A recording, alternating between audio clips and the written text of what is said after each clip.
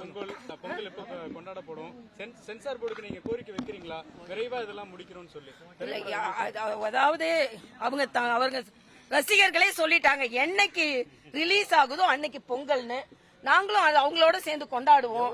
அவங்க அது சட்ட விதிகளின்படி நான் சொல்ல முடியாது. நான் சொன்னா பாத்தீங்களா, சென்சார் போர்டை நீங்க தான் வழி நடைமுறை. சென்சார் போர்டு எனக்கு தெரியாது. சரி, சென்சார் போர்டுக்கு கோரிக்கை வைக்க முடியாது, ஏன்னா அது சட்ட விதிகளின்படி. ஒரு ரசிகர்களின் ஒரு மத்தியில சீக்கிரம் படம் வெளியே வந்தா நமக்கு நல்லதுதான் நம்ம நினைக்கலாம். பராசக்தி திரைப்படம் நீங்க பாத்துறீங்களா? அந்த திரைக்காட்சிகள் எப்படி இருந்தது? இல்ல, நான் இன்னும் பாக்கல, பாத்துட்டு சொல்றேன். நான் ட்ரெய்லர் தான் பார்த்தேன், இன்னும் பாக்கல, பாத்துட்டு சொல்றேன். ஆனா ட்ரெய்லர் எப்பெல்லாம் காங்கிரஸை விமர்சனம் செய்யப்படுகிறது அப்பெல்லாம் எனக்கு ரொம்ப நல்லா இருக்கும். ஒன்னும் பிரச்சனை இல்லை. தமிழ்நாட்டுல பொங்கல் கொண்டாடிட்டு இருக்க வேலையில இன்னைக்கு அமித்ஷா, மத்திய உள்துறை அமித்ஷா திருவள்ளுவர் தினத்துக்கு வாழ்த்து சொல்லியிருக்காரு.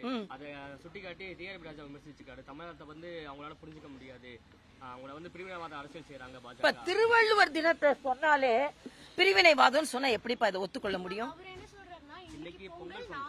இல்ல, நான் ஒரு நாளைக்கு முன்னால சொன்னா என்ன இப்ப பிரச்சனை உங்களுக்கு?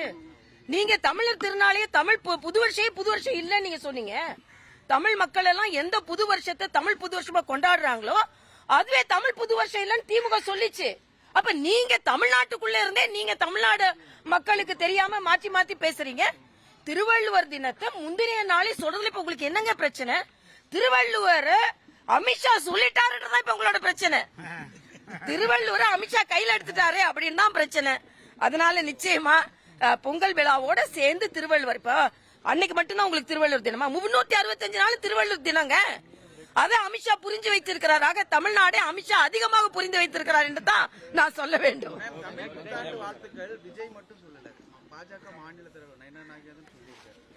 இல்ல, அதான் தமிழ் புத்தாண்டுன்னு அவங்க தை பிறந்தால் வழி பிறக்குன்றக்காக சொல்லியிருப்பாங்க. அதிகாரப்பூர்வமான தமிழ் புத்தாண்டு சித்திரை என்பது எல்லாருக்குமே தெரியும். ஆக தமிழ்னாலே பொங்கல், பொங்கல்னாலே தமிழ் அப்படின்னு சொல்லியிருப்பாங்க.